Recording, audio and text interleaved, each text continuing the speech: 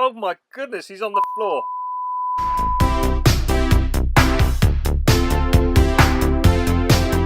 What is happening? Turbo Toys here.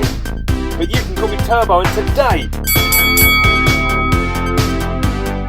today we continue to take a look at the WWE Mattel Retro Series 2 with the man who will soon go on to be known as the Cerebral Assassin, the Game, Triple H.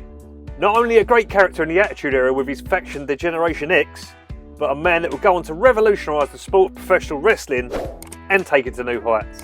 A legend in the game, a 14-time World Heavyweight Champion, so along with the other 5 in this set, we're going to waste no more time and get him off the card and onto the stand, and we're going to ask that question.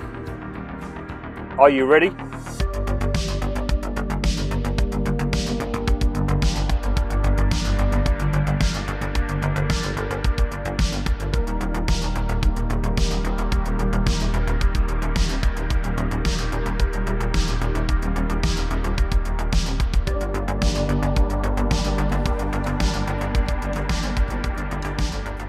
Right, so my first initial thoughts on this figure, and I'm not going to lie, like I'm not a massive fan of the jumping action, like even from back in the Hasbro days.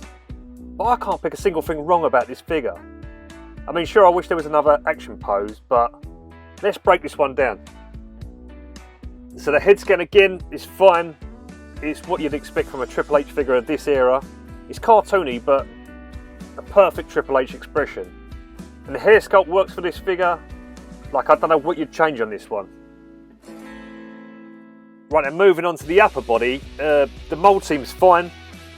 I don't think he had a six-pack in '98, but if you're watching this and you did Triple H, I do apologise, because I know you're a keen watcher of the Turbo Toys channel, and I don't really want to upset you. And as we move on to his lowers, now the attire's good.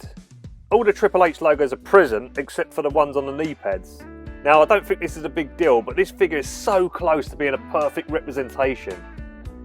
And lastly, I just wanted to touch up on the boots, because I've never noticed this before, but they've included the tied up laces, and I think, honestly, that looks so cool. I don't think they've ever done that in like the main Elite line, but if they have, let me know, because I've never seen that before. Alright, so as for the articulation, it looks like we've got 4 points of articulation. The head scan can do a 360-degree rotation. Both right and left arms can fully rotate.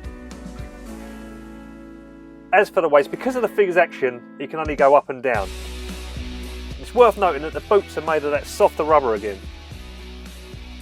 His authentic superstar move is the pedigree. Well, not the pedigree, but you know what it is. So let's give it a go. Whoa! Oh my goodness, he's on the floor. So checking him up against a Hasbro jumping figure, we're going to bring out his old pal Shawn Michaels. And as you can tell, they just so happily scale up lovely together. Right, let's see what he looks like if you want to display him in your Hasbro collection. He looks good. That was a very poor Triple H impression, but as we move on to the final thoughts, and to be honest, they haven't really got a great deal wrong with this figure. I mean, you can argue missing knee pad logos on the knees, but I don't really think they need to add anything else to this figure. Now, I did say, despite not being a fan of the jump action, just out of personal choice, we could have changed that, but we had tons of fun doing that. All in all, this figure is just a great representation of a 1998 Triple H. So let me throw it over to you guys and ask, what would you do to change anything on this figure? I'd be really keen to hear your opinions. And I've got to admit, this figure's been really fun, but from me and Papa H, we got 7 words for you. That's going to do it for this one. So if you enjoyed what you see, then please be sure to give this video a like, comment and subscribe. Why not tickle that little notification bell and come and join me on all the other socials at Turbo Toys. And until that next video, I will see you when I see you.